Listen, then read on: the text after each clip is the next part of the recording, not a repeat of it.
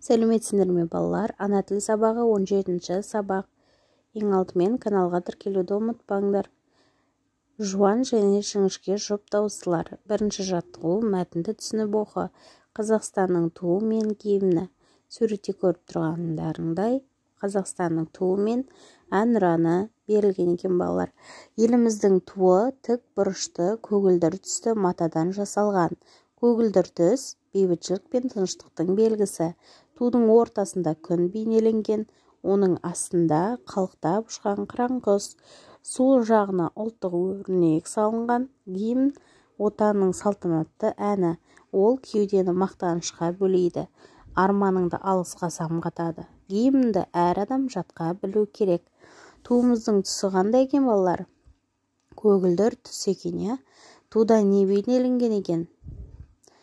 Көгілдір түс бейбітшілік пен тыныштықтың белгісі екен. Тудың ортасында күн бейнеленген, оның астында қалықтап ұшқан қыран құс бейнеленген.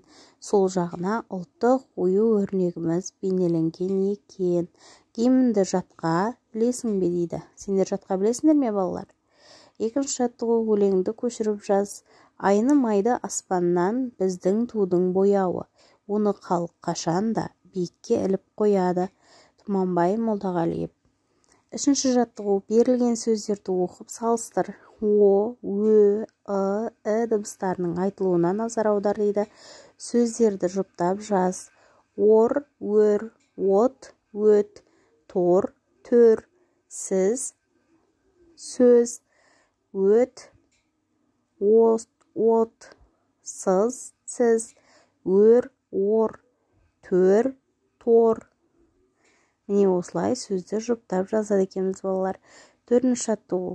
Оқы, қарамен берілген сөздердің мағынасын түсіндір. Тол, төл, астау, суға тол, ішеді төл. Тол дегеніміз, яғни толтыру деген мағынаны білдіреді, ал төл ол жануардың баласын төл деп атаймыз балалар. Сау болыңдар.